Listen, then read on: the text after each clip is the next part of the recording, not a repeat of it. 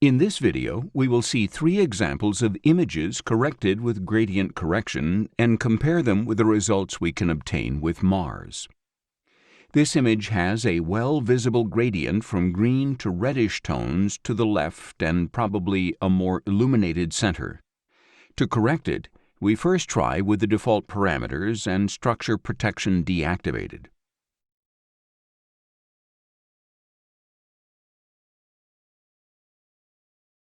Although the delicate structures of the nebulae are preserved very well with the default settings, in this image we will probably need to increase the scale and smoothness. Additionally, to achieve a better correction, we activate automatic convergence. We can do this because the gradients are very smooth. With these values, the contrast of the nebula's large-scale structures is better preserved. On the other hand, there are some small residual gradients, especially on the right side of the image, where the nebulae are a little greener. This is best corrected by using a third-degree simplified model.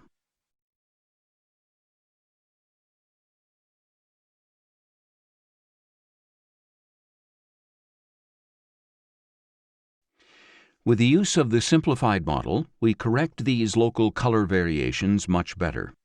What stands out most is that the green tones disappear from the area on the right. In general, the entire image has a more uniform color tone.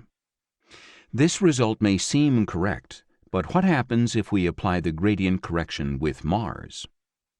By applying the correction with MARS reference data, what appeared to be a light gradient in the center of the image is actually a natural gradient of the nebulae themselves. With gradient correction, we flatten the image too much and cannot distinguish this natural gradient from an artifact.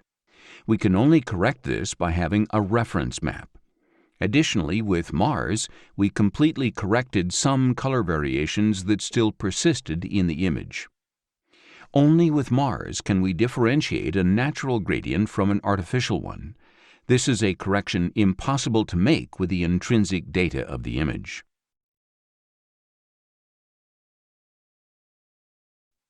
This image, which we corrected in another video, presents a strong linear gradient in the horizontal direction between red and green.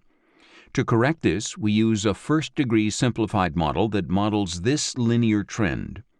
Also, remember that we use structure protection to avoid overcorrecting these brighter nebulae. The result with gradient correction is satisfactory because we avoided the overcorrection that occurs especially in these more diffuse nebulae. The main problem in a gradient correction based exclusively on image data is subjectivity. To some extent, we cannot know if this, for example, is a residual gradient, or if this bluish area is a gradient or a nebula in the image. Apparently, gradient correction has corrected the image very well. Let's now compare with a correction based on MARS. MARS reveals that, although we thought we were not overcorrecting this nebula, there is actually a natural gradient from this darker area towards the Milky Way. This natural gradient, which marks a tendency towards the upper left corner, cannot be differentiated from an artificial gradient by a technique based on an intrinsic correction. This can only be corrected using an external reference. In this image, gradient correction has worked remarkably well. Both these red and bluish areas are real nebulae, and the tool has been able to preserve them. It is an excellent result, but a complete correction is only possible with MARS. On the other hand, gradient correction has left a slight green gradient here. Furthermore, we can see that these slightly more reddish areas do not really exist. Why do we have these reddish areas? Why these structures are real, but not these? From a structural point of view, a nebula is often not different from a gradient. However, a reference map of the large-scale structures can help differentiate between a weak nebula and a weak gradient. This example, which we also saw in another video, is a very difficult case because it has very complex gradients. These gradients are due both to the light pollution conditions in which the images were acquired and to reflections in the optical train. These reflections leave very bright gradients with very sharp edges. This is, therefore, an extreme case of gradient correction. Remember that, with the default parameters, it is impossible to correct all these gradients.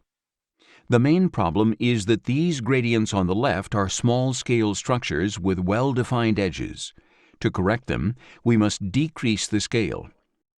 Additionally, we need to increase the high threshold parameter to correct these edges. This causes a very aggressive correction that, although it makes all the gradients disappear, causes a severe overcorrection in the Pleiades. To prevent this, we need to enable structure protection. With this option, we create a mask in which the model will simply interpolate the areas outside the mask. With this option, we corrected all the gradients and protected the Pleiades simultaneously. How does this correction compare to what we can achieve with Mars? Although this correction seems very good, we can preserve all the outer areas of the Pleiades much better with Mars. With gradient correction, we remove all the gradients and protected the Pleiades. But everything left outside the mask has undergone a very severe correction, which was necessary because the gradients have a very complex structure. With Mars, we better preserve all the nebulae outside the gradient correction mask areas. This is especially noticeable in this area. The result with Mars has also greater color uniformity.